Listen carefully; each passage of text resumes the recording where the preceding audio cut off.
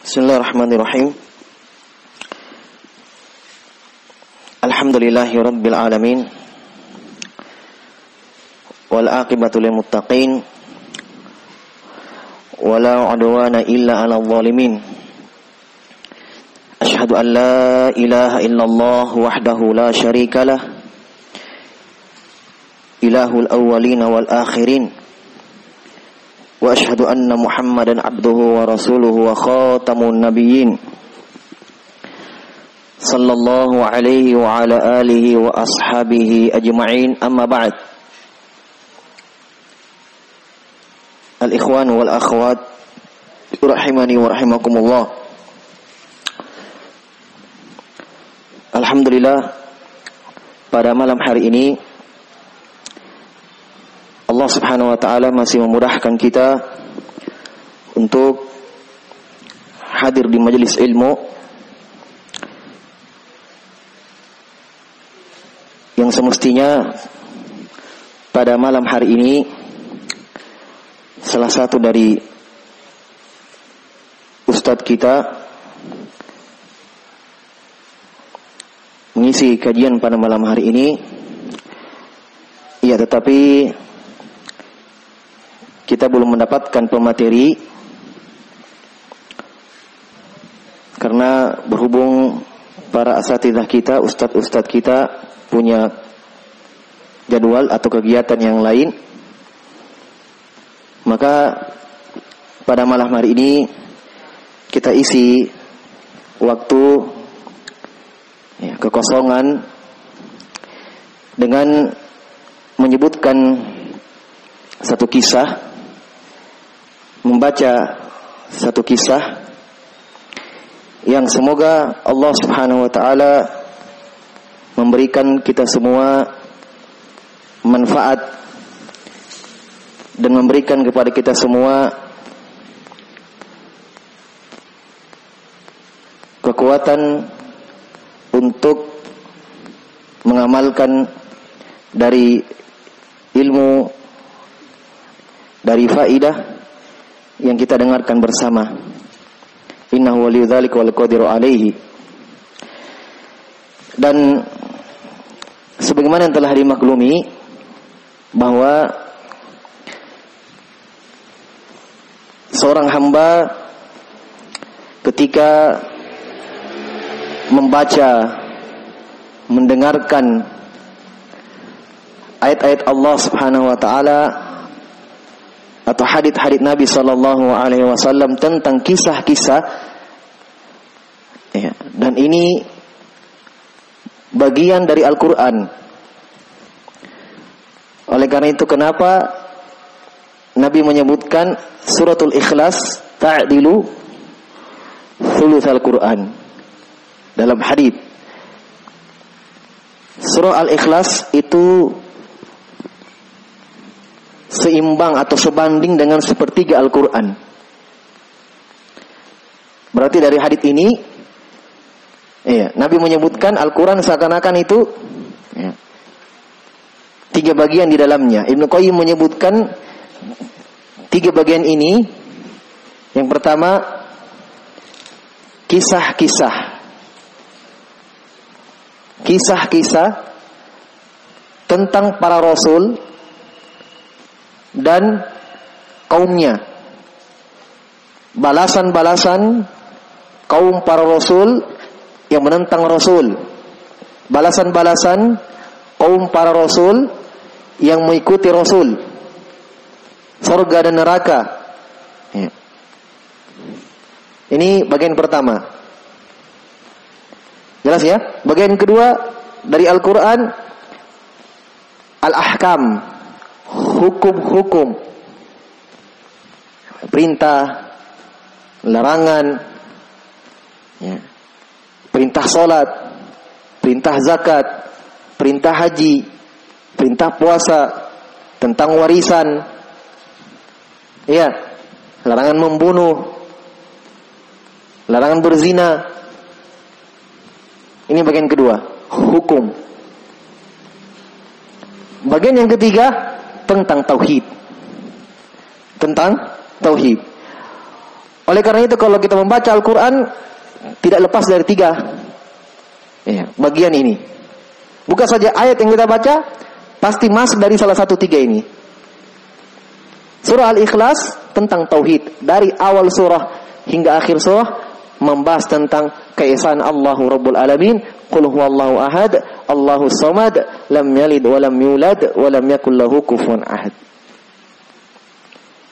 Nah, bagian yang pertama yang kita sebutkan itu kisah-kisah. Allah sebutkan kisah Nabi Nuh dengan kaumnya. Allah sebutkan kisah Nabi Lut dengan kaumnya. Allah sebutkan kisah Nabi Hud dengan kaumnya Ad. Allah sebutkan kisah Nabi Saleh dengan kaumnya Thamud. Allah sebutkan Musa dan Harun alaihissalam dengan Fir'aun. Kenapa ada dalam Al-Quran kisah-kisah ini? Allah sebutkan hikmahnya. Wa kullan naqussu 'alaika min amba'ir rusul ma nuthabbitu bihi fu'adak. Di akhir surah Nuh.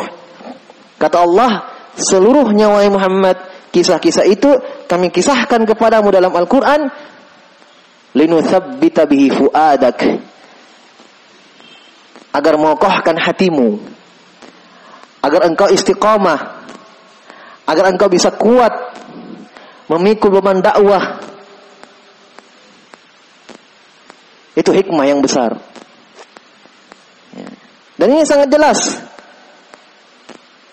Karena Nabi SAW bisa mengambil pelajaran bahwa bukan cuma beliau sendiri yang melakukan itu, bukan beliau sendiri yang merasakan itu.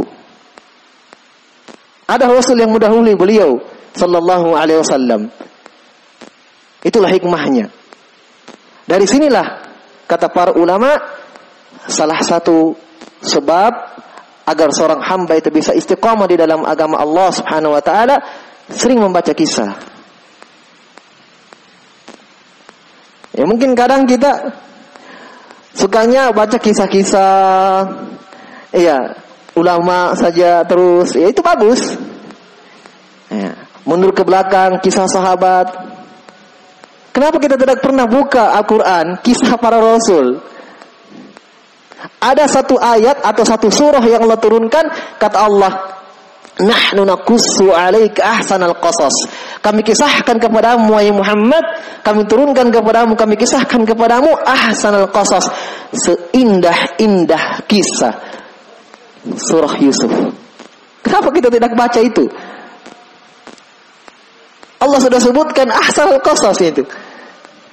Sebaik-baik kisah yang ada, sebaik-baik kisah yang pernah ada. Sampai Syekh Abdurrahman bin Nasir As-Sa'di rahimahullah mengeluarkan satu buku khusus, judulnya Faidah atau Ibrah atau pelajaran yang diambil dari kisah Yusuf alaihissalam. Kenapa kita tidak memperhatikan kisah-kisah itu dalam Al-Quran? Apakah kita sudah menjadikan Al-Quran sesuatu yang dihijrahi, ditinggalkan? Hati-hati. Wa qala ar-rasulu ya rabbi inna qaumi ittakhadhu hadzal qur'ana mahjura. Kata Allah dalam surah Furqan, Rasul berkata, itu Rasul sallallahu alaihi wasallam berdoa kepada Allah, ya Allah, sungguh kaumku menjadikan Al-Quran sesuatu yang ditinggalkan.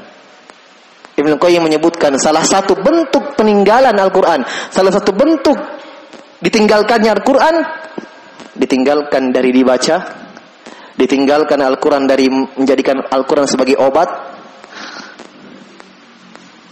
Padahal Al-Quran dikatakan kata Allah dalam Al-Quran apa? Wa nunazzilu minal Qur'ani ma huwa shifaa. Kami jadikan Al-Quran, kami turunkan Al-Quran sebagai obat. Ditinggalkan Al-Quran sebagai obat, kata Ibnu Qayyim rahimahullah, itu bentuk ditinggalkannya Al-Quran dalam firman Allah. Mereka menjadikan Al-Quran sebagai sesuatu yang mahjuron, ditinggalkan.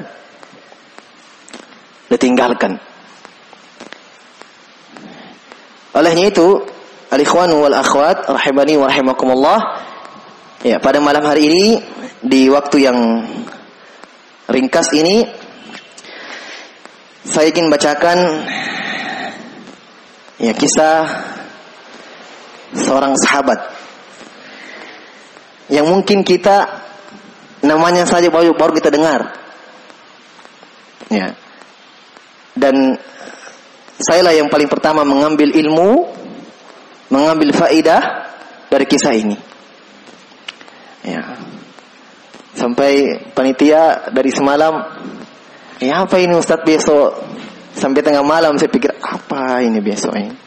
Ada yang minta kisah ini, kisah itu, kisah apa mau dibaca? Nah, saya terpikir seorang sahabat itu. Saya buka rujukan hadits, alhamdulillah dapat. Ya, kita pilih kisah Julaibib radhiyallahu taala anhu. Asing namanya? Asing di telinga kita, jarang disebut. Kita sering dengarkan Abu Hurairah, Abdullah bin Umar, Utsman bin Affan. Ya, tapi ini sahabat Julaibib radhiyallahu taala anhu. Ya. Beliau memiliki kedudukan khusus di sisi Nabi sallallahu alaihi wasallam. Nabi mencintai beliau. Ya, radhiyallahu taala anhu.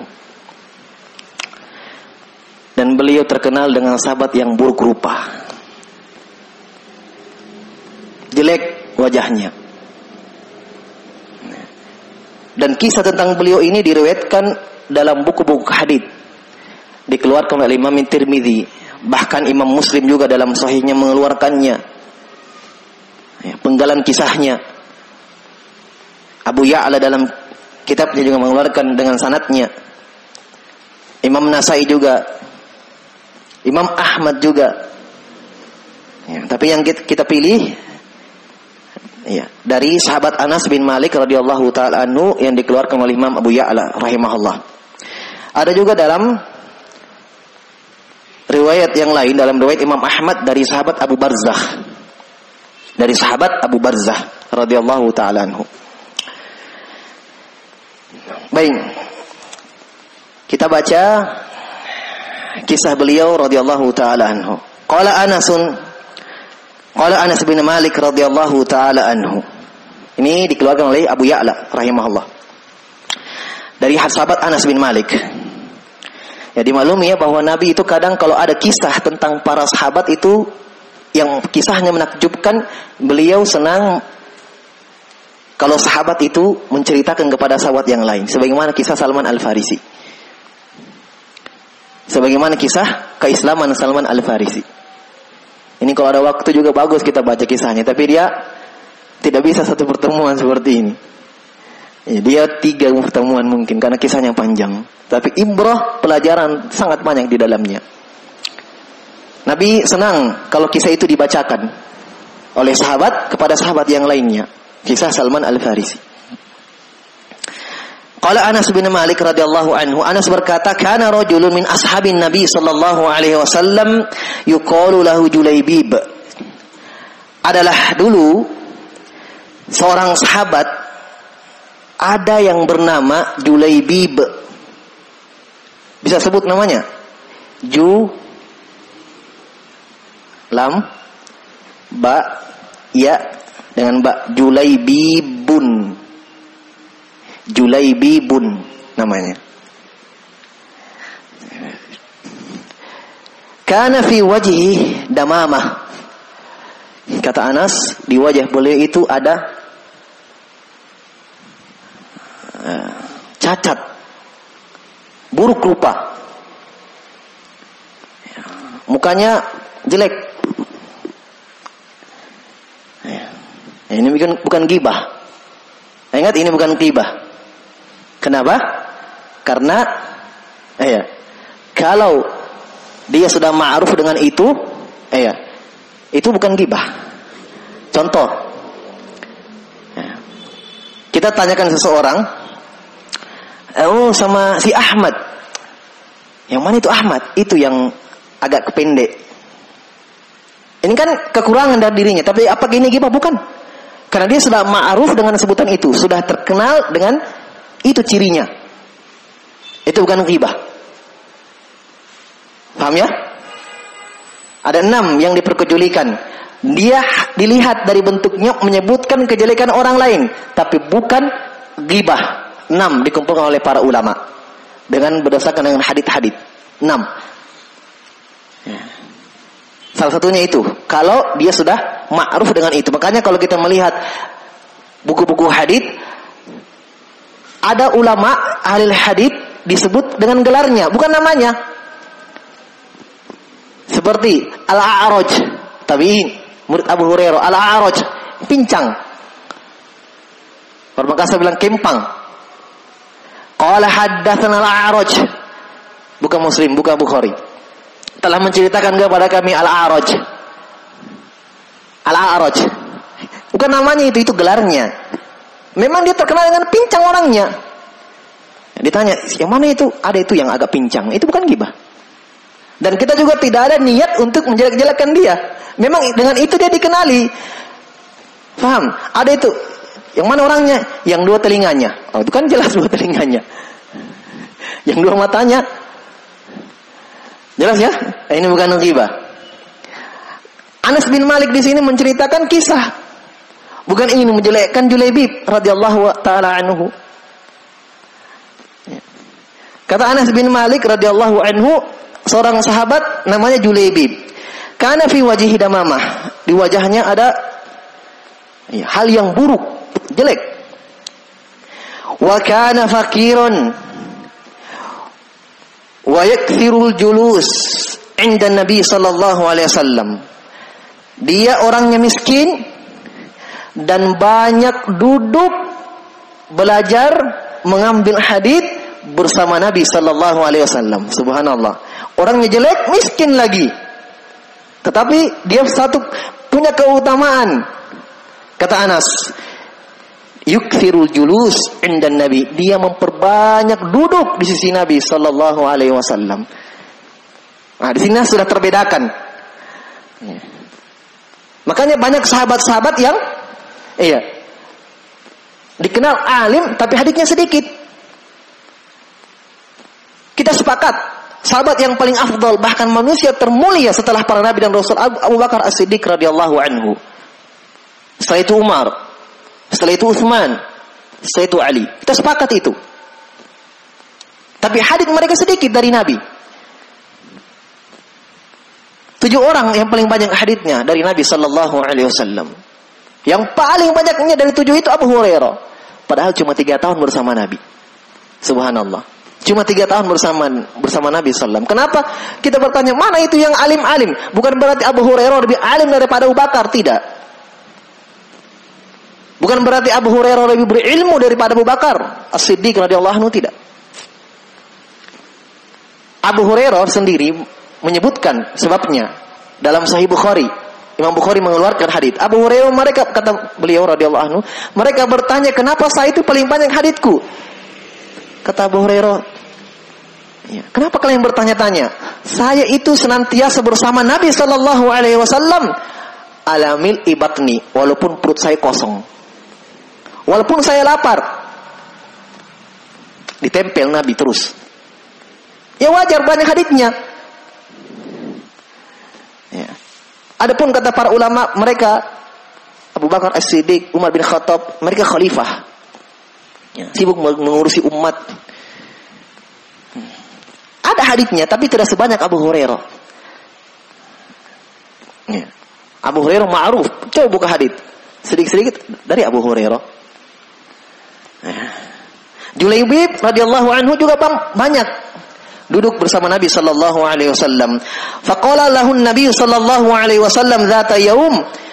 Pada suatu hari Nabi sallallahu alaihi wasallam berkata kepada Julaibib, mungkin melihat semangatnya, melihat orang ini subhanallah bujang belum nikah. Semangat. Mungkin Nabi ingin menolong dia. Nabi sallallahu alaihi wasallam ingin memberikan dia kebaikan, membantu dia. Maka kata Nabi pada suatu hari kepada Julaibib, ala tatazawwaj ya Julaibib? Maukah kamu menikah wahai Julaibib? Para bujang ini. Maukah kamu menikah wahai Julaibib? Ditawarkan, kamu mau menikah? Ya. Dan ini kebiasaan Nabi. Dalam riwayat-riwayat kita lihat Nabi itu sering mudahkan pernikahan sahabat, membantu sahabat dalam menikah. Ada sahabat yang datang, perempuan yang datang, menawarkan dirinya kepada Nabi sallallahu alaihi wasallam. Dia hibahkan dirinya kepada Nabi sallallahu alaihi wasallam. Dalam Sahih Muslim, Nabi melihat dari ujung rambut sampai ujung kakinya, Nabi tunduk. Sahabat tahu bahwa Nabi tidak mau dengan perempuan itu. Kata sahabat ini, ya Rasulullah, illam takun biha hajah fazawwijniha. Kalau kamu tidak mau, nikahkan saya dengan dia. Kamu tidak mau ya Rasulullah, saya saja. Apa yang kamu punya? Ingat, Nabi nikahkan orang karena beliau apa? Beliau apa? Pemerintah. Pimpinan negara. Kan begitu. Sama kalau untuk memenuhi kepada KUA. Pemerintah. Dinikahkanlah dia. Tidak ada apa-apanya. Kamu apa punya apa? Saya tidak punya apa-apa ya Rasulullah kecuali pakaian di badan. Tidak punya apa-apa kecuali pakaian di badan. Kata Nabi, iltamis walau khataman min hadid. Cari dulu untuk mahar walaupun cincin besi. Bukan cincin emas, bukan perak. Cari biar besi. Dia tidak punya, dia tidak dapat kecuali hafalan Qur'annya ada. Kata Nabi, zawwajtuka bima ma'aka minal Qur'an. Saya nikahkan kamu dengan apa yang kamu punya dari hafalan Qur'anmu. Itu maharnya. Nggak ada apa-apa. Pakaian saya cuma di badan. Mau nikah. Subhanallah. Ini pelajaran penting. Ini kita ambil pelajaran dari sini. Bagi kita yang masih muda, belum menikah, mau menikah, jangan uang panai banyak, susah. Ada keinginan dalam hati, mau menyelamatkan agama, menjaga kehormatan, bismillah, walaupun berutang. Yang penting yakin, Allah mudahkan, Allah bukakan jalan. Ingat, hadis dari Nabi SAW, salasun hakun alallahi aunuhum. Ada 3 yang pasti Allah bantu, kata Nabi. Salah satunya apa? An-nakih yuridul afaf. Orang yang ingin menikah dan menjaga kehormatannya. Pasti Allah bantu. Hanya tinggal kita yakin atau tidak. Hanya kadang kita kurang tawakal. Tidak ada uang. Yang penting kan mau berusaha. Ya kan? Yang penting mau berusaha. Pinjam dengan orang yang teman kita percayai, punya kelebihan, nanti saya ganti saudara. Pinjam dulu, mau menikah. Pinjam. Utang. Cicil. Allah bantu. Dan subhanallah terbukti. Kami di Yaman dulu, teman-teman di Yaman, subhanallah ingin menikah. Wow. Mau menikah ini jauh dari orang tua, tidak ada uang.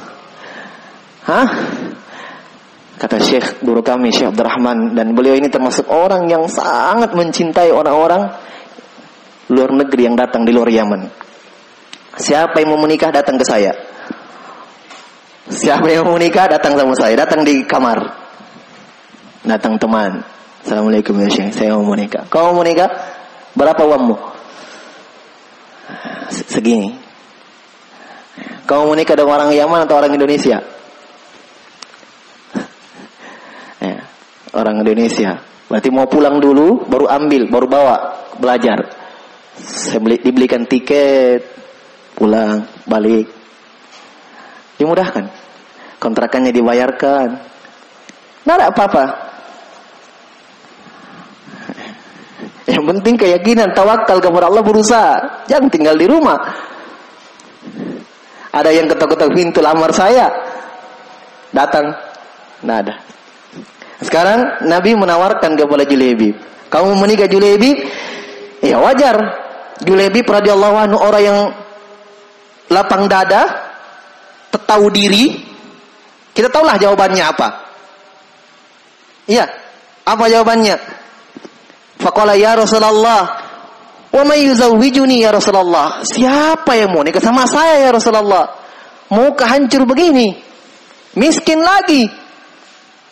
Coba, ini orang radhiyallahu anhu subhanallah. Ya.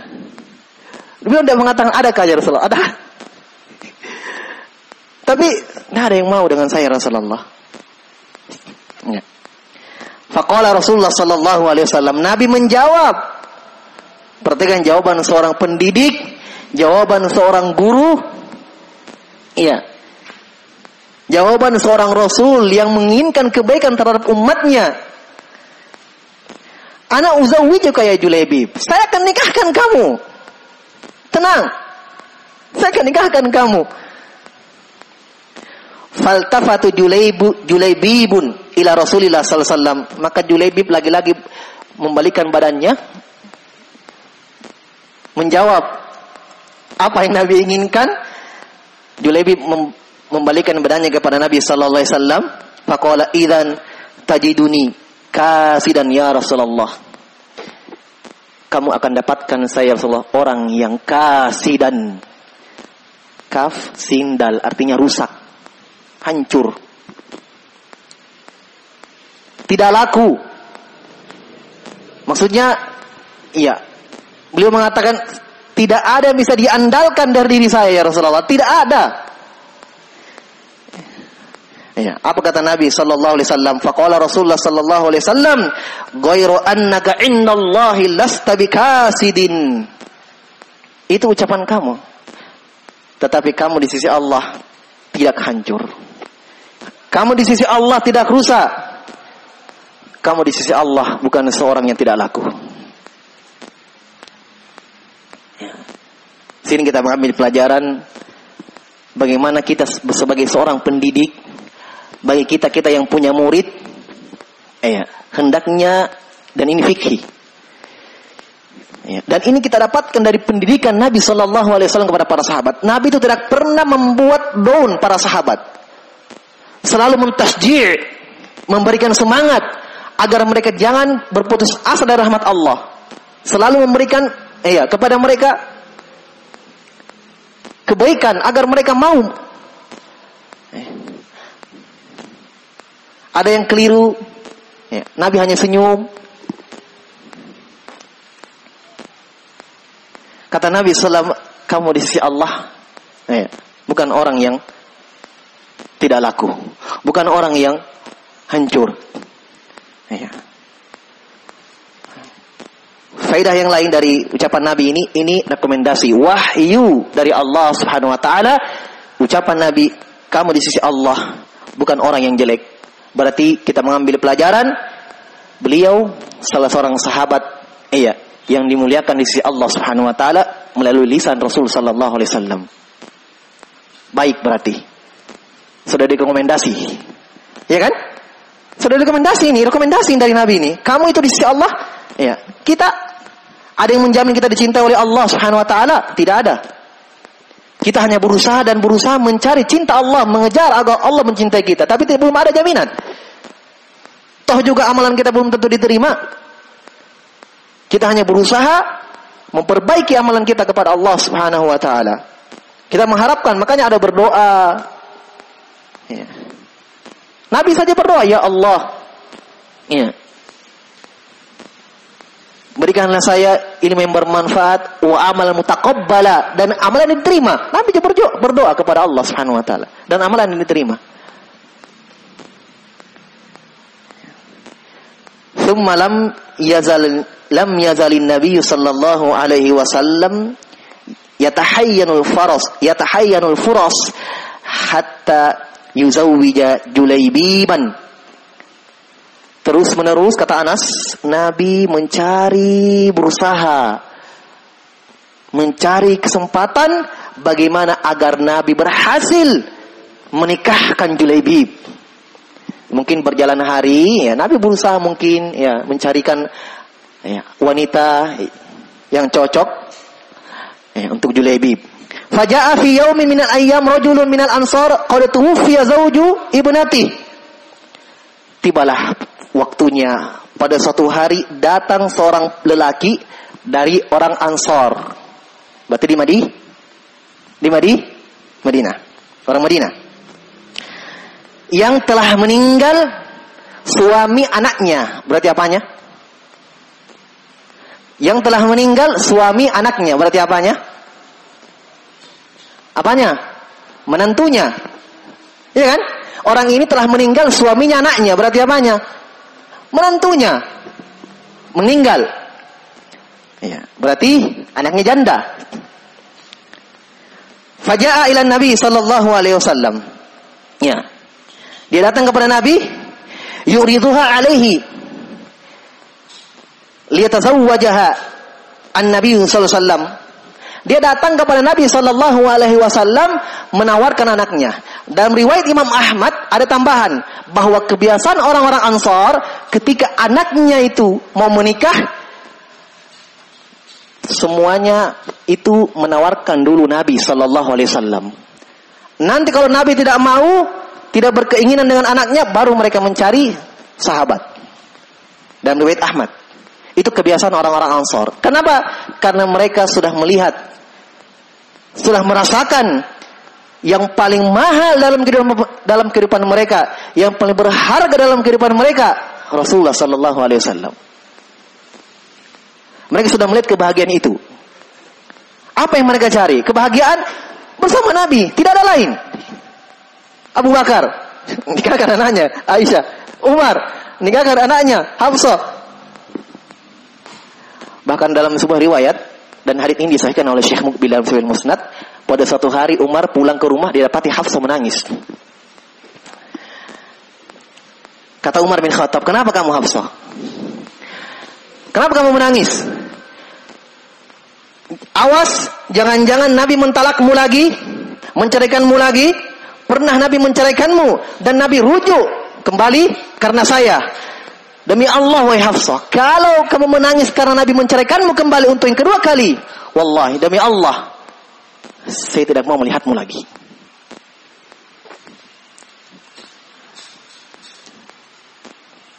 Darah dagingnya.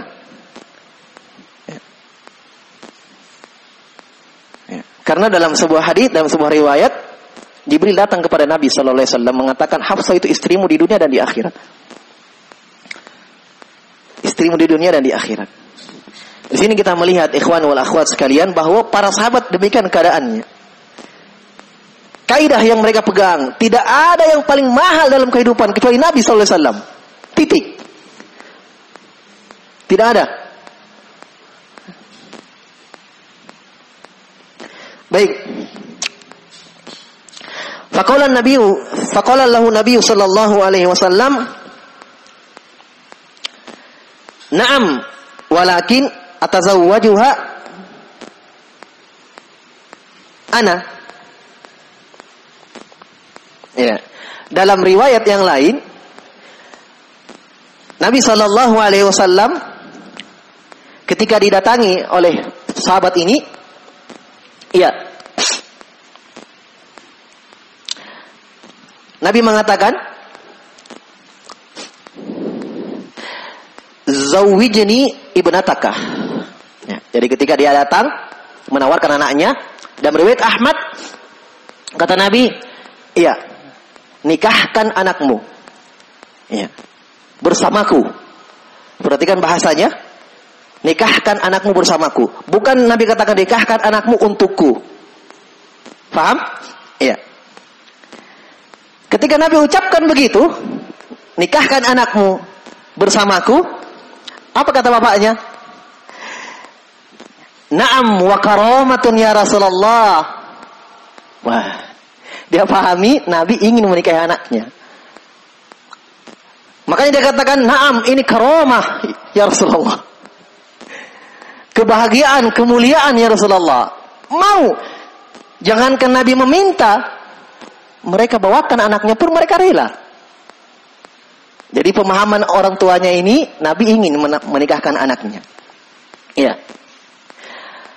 Tapi ketika Nabi katakan, lanjut ucapannya, "Inni lastu uridu wali nafsi." Tunggu dulu. Bukan untuk saya.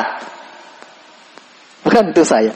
Sudah senang, kata Nabi, bukan untuk saya. Nikahkan anakmu, maksudnya Nabi yang mau nikahkan anaknya, bukan untuk saya. Faliman ya Rasulullah, untuk siapa ya Rasulullah? Qala li Julaibib.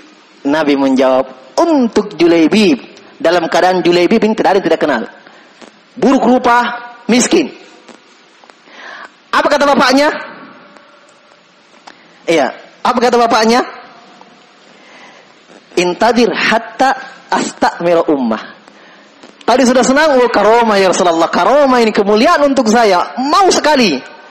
Tapi tunggu, itu untuk bukan untuk saya, untuk Julaibib. Apa jawabannya? Tunggu ya Rasulullah, saya musyawarahkan dulu dengan ibunya.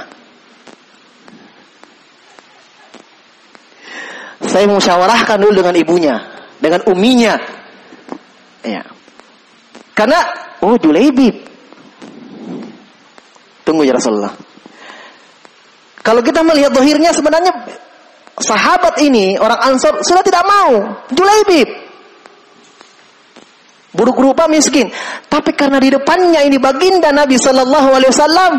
Tunggu ya Rasulullah, saya musyawarahkan dulu dengan ibunya. Yang mungkin dalam hatinya ini ibunya, Julaibib. Dalam hatinya mungkin bapaknya, iya, kemungkinan besarnya mungkin istrinya pun tidak mau. Ya. Maka pulanglah orang tuanya ya, ke rumahnya. Ya.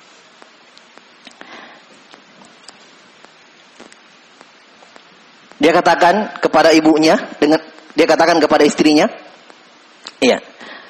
Kata anak, summa madu ila ummiha, berjalan hari dia pulang ke istrinya. Wa qala laha, dia katakan kepada istrinya, annan nabiyya sallallahu alaihi wasallam yakhtubu ilaika ibnataka. Dia katakan, wahai istriku, Rasulullah sallallahu alaihi wasallam melamar untukmu anakmu. Bohong tidak suaminya? Bohong tidak suaminya? Siapa yang melamar? Nabi kan? Nabi yang datang melamar tapi bukan untuk dia. Jadi dia juga membahasakan sebagaimana yang dia dengar. Dia langsung katakan, Julaibib dilamarkan oleh Nabi. Tidak. Dia katakan Nabi SAW yakhtubu, melamar, menghitbah anakmu. Apa kata ibunya? Sama jawabannya suaminya. Ketika dia dengarkan, dia paham dari ucapan Nabi. Dia katakan, ni'amun, nikmat, alhamdulillah. Nikmat. Wa nu'main, ini nikmat dari Rasul sallallahu alaihi wasallam, nikmat bersama Nabi sallallahu alaihi wasallam dari Allah Subhanahu wa taala. Wa ma yaruddan nabiyya sallallahu alaihi wasallam. Kata ibunya, siapa yang mau menolak Nabi sallallahu alaihi wasallam? Berarti dia pahami apa? Hah? Nabi yang melamar. Setelah istrinya senang, kata suaminya, faqala laha, kata Anas, suaminya mengatakan kepada istrinya, innahu laysa yuridu hali nafsi, tapi Nabi bukan untuk dirinya. Qalat, dia menjawab istrinya, liman, untuk siapa kalau begitu? Qala yuriduha li Julaibibin, tapi Nabi menginginkan anak kita untuk Julaibib. Dalam riwayat Ahmad yang lain, istrinya mengatakan, Julaibibun, ani. Kalau kita, saya bahasakan ya, ani atau Julaibib. Dede. Diulangi lagi. Hei, Julaibib.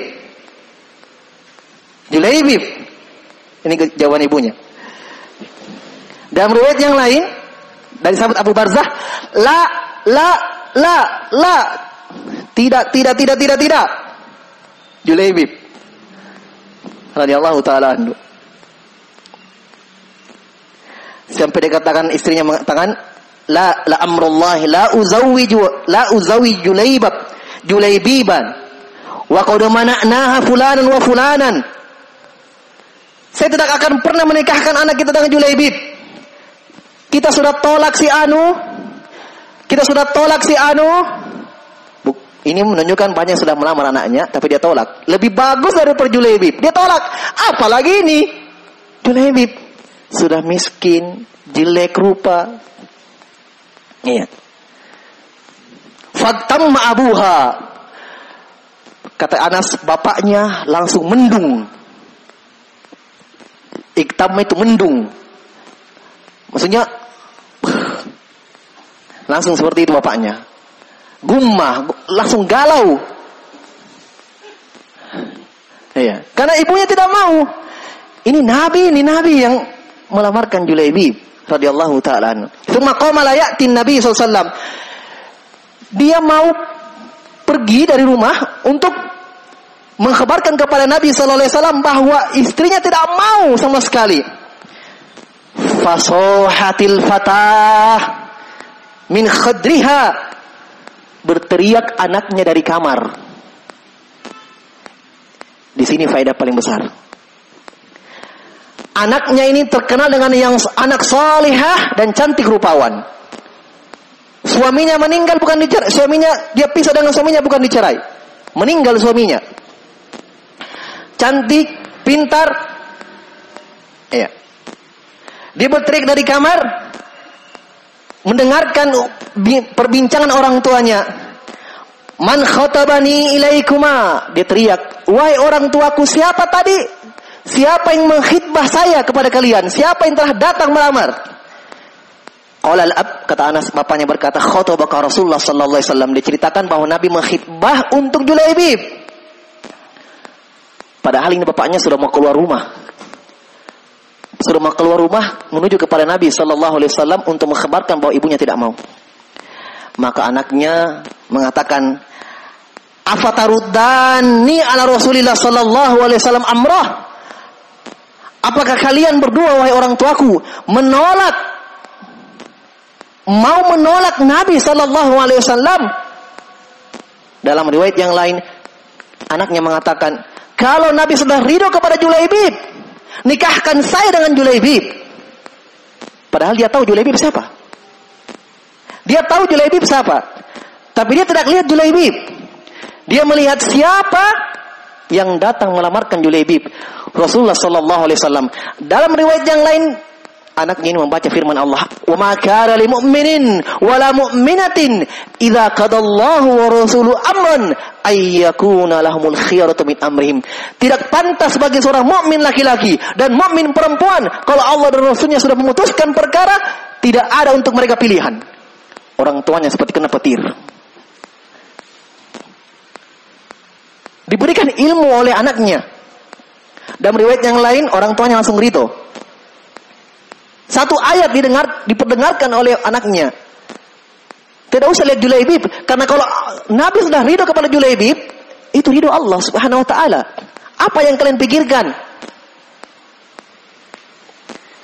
Di sini kita mengambil pelajaran, ikhwan dan akhwat sekalian, bahwa dalam diri para sahabat,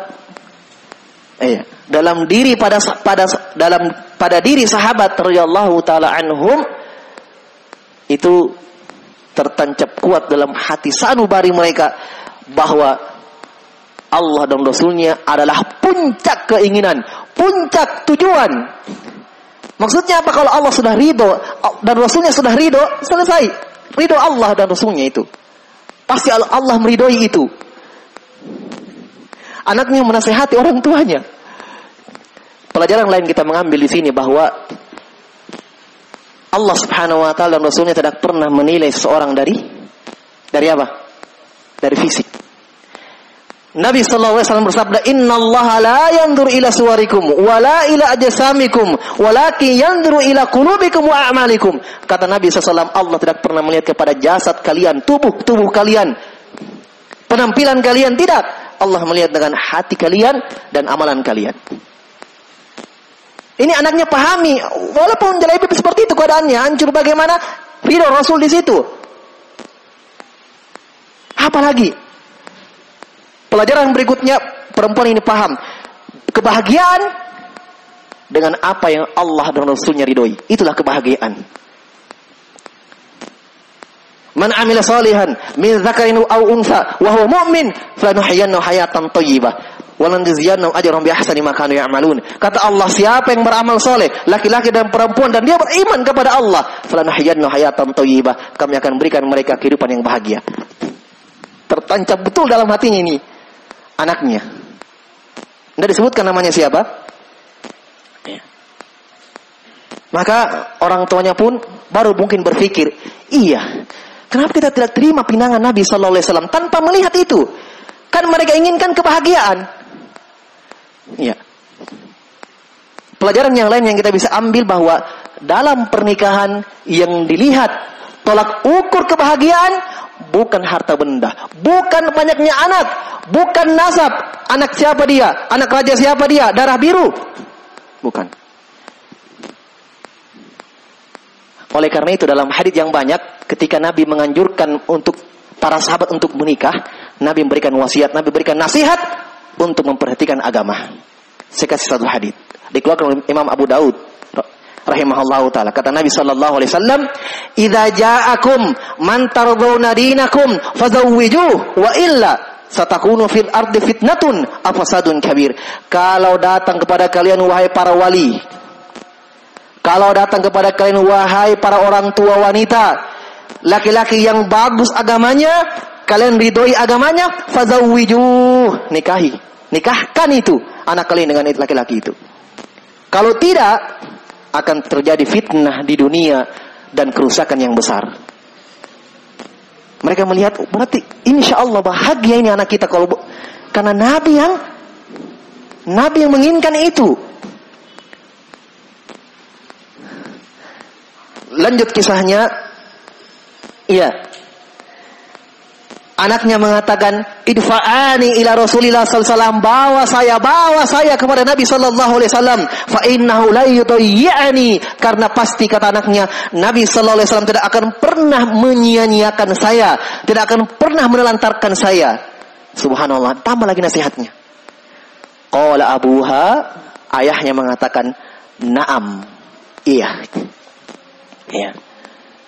Perhatikan. Bagi yang ingin menikah, perhatikan ini nasihat dari Nabi Sallallahu Alaihi Wasallam. Bukan aib kita cari wanita yang cantik, bukan aib kita cari wanita mungkin yang ada hartanya, bukan aib kita cari wanita yang dari orang terpandang, bukan. Tapi yang aib, kekurangan ketika kita tolak agama yang baik karena dengan perkara-perkara yang kita lihat itu aib. Makanya Nabi dalam sebuah hadits kata Nabi SAW, tungkahul mar'atu li arba'ah, wanita itu dinikahi karena 4 perkara, li jamaliha, wali nasabiha, wali maliha, fadfar bidzatid din taribat yadak. Wanita itu dinikahi karena 4 perkara, karena kecantikannya, karena nasabnya, dia dari keturunan mana, dan dengan hartanya, dilihat hartanya.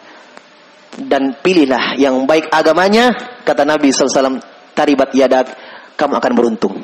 Kata para ulama, maksud hadits ini bukan anjuran dari Nabi, kalau kamu mau menikah, lihat wanita yang cantik, lihat wanita yang kaya, lihat dia dari keluarga mana, bukan anjuran. Tapi Nabi menjelaskan itu keadaan manusia. Ada yang menikah mencari harta, ada yang ingin menikah karena melihat keturunan dia dari mana. Ada yang menikah karena lihat muka, cari yang poinnya 8 ke atas. Ada seperti itu. Tapi Nabi, kamu fadfar bidzatid din, pilih yang baik agamanya. Itu maksud hadits itu. Sekarang kenapa Nabi taruh agama paling terakhir? Kenapa Nabi tidak letakkan agama paling pertama? Setelah kecantikan, harta, keturunan, agama terakhir. Kata para ulama, karena yang menimbang semua adalah agama. Kalau kita sudah lihat dia cantik, kalau kita sudah lihat dia berada, kalau kita sudah lihat dia dari keturunan mana, tapi pas agamanya jelek, kita tolak dia karena agamanya jelek. Kita tolak harta, kita tolak kecantikan, kita tolak nasab karena agama yang jelek. Itu baru bagus. Kalau agama pertama diletakkan oleh Nabi, lihat agamanya bagus. Pas dilihat jelek. Pas dilihat miskin, kita tolak agama yang sudah bagus dia. Hafal Quran, panjang hafalannya, Masya Allah, akhlaknya bagus. Wah, miskin. Pas lihat, 6. Tolak. Padahal subhanallah, anjuran Nabi melihat agamanya. Kenapa? Karena harta yang kurang. Dia dari orang sederhana. muka juga pas-pasan, itu tertutupi dengan akhlak, tertutupi dengan kesabaran, tertutupi dengan akhlak yang mulia. Dan ini yang menemani kita. Ini yang dilihat. Maka fada'a Nabi sallallahu alaihi wasallam Julaibib. Iya. Tsumma dhaba ila Nabi sallallahu alaihi wasallam, maka orang tuanya pun datang kepada Nabi sallallahu alaihi wasallam dan berkata, "Ya Rasulullah, sya'nuka biha." Ya Rasulullah, silahkan. Sya'nuka biha artinya ya Rasulullah, urusanmu sekarang. Maksudnya tafadhol. Sekarang. Iya, urusanmu. Maksudnya ya sekarang sudah. Fada'an Nabi sallallahu alaihi wasallam Julaibiban. Nabi manggil Julaibib, sini, Julaibib. Tsumma zawwajahu iyaha. Nabi pun menikahkan Julaibib dengan dia. Ini faidah tersendiri untuk Julaibib karena Nabi yang nikahkan. Nabi yang nikahkan. Iya. Wa rafa'an Nabi sallallahu alaihi wasallam kaffaihi. Nabi mengangkat kedua tangannya syarifatain, kedua tangannya yang mulia, kata Anas, dan berdoa ketika mereka sudah menikah. Sini kita memahami pelajaran bahwa ketika orang yang menikah kita doakan. Dalam hadits yang lain kata para sahabat, karena Nabi sallallahu alaihi wasallam adalah Nabi SAW mendoakan orang yang menikah, barakallahu laka wa baraka alaika wa jama'a bainakuma fi khair. Semoga Allah berkati kalian berdua dan semoga Allah mengumpulkan kalian berdua dalam kebaikan. Di sini Anas kata beliau, Nabi mengangkat tangannya dan berdoa, mendoakan Julaibib dan istrinya. Allahumma subba alaihim al-khairu subban wa la taj'al aishahuma kaddan kadda. Ya Allah, hujanilah mereka dengan kebaikan. Ya Allah, hujanilah mereka dengan kebaikan. Janganlah ya Allah engkau jadikan kehidupan keduanya susah. Kaddan. Subhanallah, doa yang luar biasa. Nabi itu tidak pernah ditolak doanya. Hatta kharaja Rasulullah sallallahu alaihi wasallam ma ashabi fi ghazwah. Dan riwayat yang lain, baru berapa hari Julaibib merasakan bulan madu. Ya. Dan dalam riwayat yang lain, orang tuanya melihat bahagia anaknya dengan Julaibib. Bahagia anaknya dengan Julaibib. Tidak ada mereka lihat susah anaknya, marah, tidak. Baru berapa hari bersama Julaibib. Iya. Kata Anas, pada suatu hari Nabi keluar mengutus sahabat di sebuah peperangan. Wa kharaja ma'ahu Julaibib. Keluarlah Julaibib ikut berperang dalam keadaan masih pengantin baru. Tidak ada bilang Rasulullah, tunggu dulu, bulan madu. Syukur-syukur masih ada yang mau. Tidak. Beliau ikut bersama sahabat. Ijtama'an nasu wa badau. Ya, ketika berperang, banyak yang terbunuh, orang musyrikin. Kata Anas, ijtama'an nasu wa badau yatafaqqadun ba'duhum ba'da. Selesai peperangan, para sahabat yang ingin berperang, ya, sudah mencari keluarganya, ada yang meninggal. Sebagian para sahabat kehilangan anaknya, kehilangan pamannya, kehilangan bapaknya. Ada yang kehilangan ini, kehilangan itu, kata Anas. Kata Nabi sallallahu alaihi wasallam, hal tafqaduna min ahad? Apakah kalian merasa kehilangan? Ya, naam ya Rasulullah. Nafqidu fulan, kami kehilangan si anu. Dan riwayat yang lain ada yang hilang, saya kehilangan paman, yang hilang pamanku ya Rasulullah, meninggal. Jasadnya tidak tahu di mana, kan banyak manusia. Ya. Kata Anas, kullu wahid minhum. Iya, semua mereka mengatakan saya kehilangan ini, kehilangan itu. Faqala sallallahu alaihi wasallam, ya. Wa man tafqadun? Ya. Siapa lagi yang kehilangan keluarga? Ya. Kata seorang sahabat, haula'il ladzina faqadnahum ya Rasulullah. Itu sudah ya Rasulullah. Itu semua tadi yang hilang. Ya. Faqala sallallahu alaihi wasallam, walakinni afqidu Julaibiban. Saya merasa kehilangan Julaibib. Mana? Hilang Julaibib, tidak ada. Ya. Faqumu naltamisu khabrah. Maka ayo, kata Nabi, ayo kita cari jasadnya Julaibib. Kita cari Julaibib. Ya, kalau sudah tidak ada ketika terkumpul, ghanimah terkumpul, kalau sudah tidak ada itu tanda-tanda, berarti sudah sudah tidak ada, berarti tinggal jasadnya Mami dicari. Tinggal jasadnya yang dicari. Tsumma qamu wa bahathu. Mereka mencari Julaibib fi sahatil qital, di tempat peperangan, wa talabuhu ma'al qatla. Mereka mencari Julaibib di tengah mayat-mayat yang bergeletak. Tsumma masyau fawajaduhu. Kemudian mereka berjalan, mereka dapatkan Julaibib fi makanin qaribin ila jambi sab'atin minal musyrikin. Mereka dapatkan Julaibib, mayatnya di sisi Julaibib, mayat Julaibib ada 7 mayat orang musyrikin. Qad qatalahum, Julaibib yang membunuh 7 orang itu. Summa ghalabathul jarah famata. Tapi Julaibib, karena mungkin 7 menebas di depan, datang dari belakang tebasan, tapi sempat mati semua. Julaibib masih hidup, tapi lukanya parah, meninggal juga. Julaibib radhiyallahu anhu, beliau meninggal juga, di sampingnya 7 orang musyrikin. Fa waqafa an-nabiy sallallahu alaihi wasallam jasadahu al-maqta' thumma qala, maka Nabi pun mendatangi jasadnya Julaibib. Nabi mengatakan kepada para sahabat,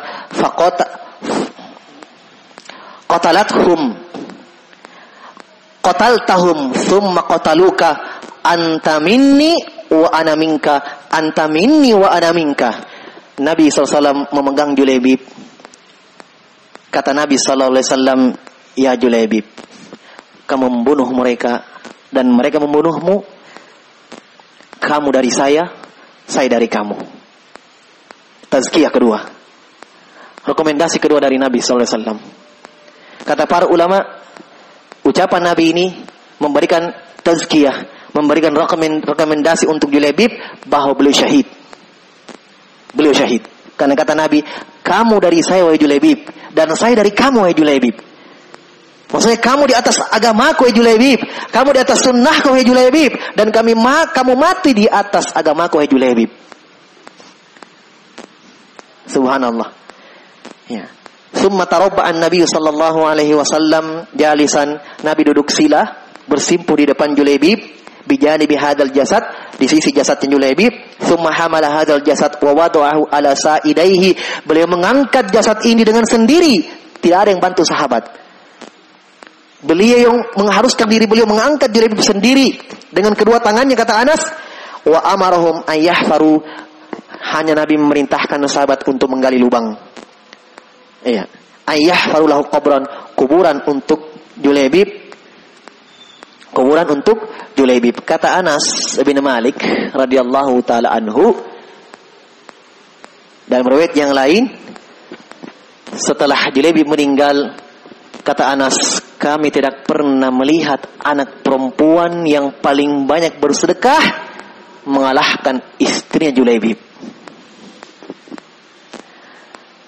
Menunjukkan bahwa beliau radhiyallahu anha diberikan harta yang banyak, berberkah hartanya, tapi diinfakkan ke jalan Allah Subhanahu wa taala. Masya Allah, janda punya harta banyak berinfak. Kata Anas, belum selesai masa iddahnya, banyak lelaki yang menawarkan dirinya ingin menikahi istri Julaibib radhiyallahu anhu. Padahal masih masa iddah. Berlomba-lomba laki-laki mau kepada sama istrinya Julaibib. Cantik, pintar, banyak hartanya, rajin berinfak. Mungkin masih ada kira-kira seperti ini. Subhanallah. Maka ini akhir dari kisah Julaibib radhiyallahu taala anhu. Kesimpulan dari kisah Julaibib ini, al-ikhwan wal akhwat sekalian, bahwa seorang ketika berpegang teguh dengan agama Allah Subhanahu wa taala, yakin dengan kebaikan-kebaikan itu, dia menjalankan perintah Allah Subhanahu wa taala, berada di atas syariat Allah Subhanahu wa taala, maka kebaikan itu pasti datang. Kebaikan itu pasti datang. Allah berfirman, "Walau annam fa'alu ma yu'adzuna bihi lakana khairan lahum wa ashadda tathbita." Kata Allah, seandainya mereka melaksanakan, mengamalkan apa yang kami perintahkan, kata Allah, maka itu lakana khairan lahum, pasti dan pasti, kata Allah, kebaikan untuk mereka, berkah akan mereka dapatkan. Wa asyadda tathbita, dan itu lebih mengokohkan mereka di atas agama mereka, kata Allah Subhanahu wa taala. Itu janji Allah Subhanahu wa taala. Baik, dengan ini berakhirnya kisah Julaibib radhiyallahu taala anhu. Semoga kita bisa mengambil manfaat dari kisah Julaibib radhiyallahu taala anhu. Kita cukupkan dulu pertemuan kita pada malam hari ini. Naktabi hadzal qadar, subhanakallahumma wa bihamdik, asyhadu an la ilaha illa anta, astaghfiruka wa atubu ilaik. Wa akhiru da'wana alhamdulillahi rabbil alamin.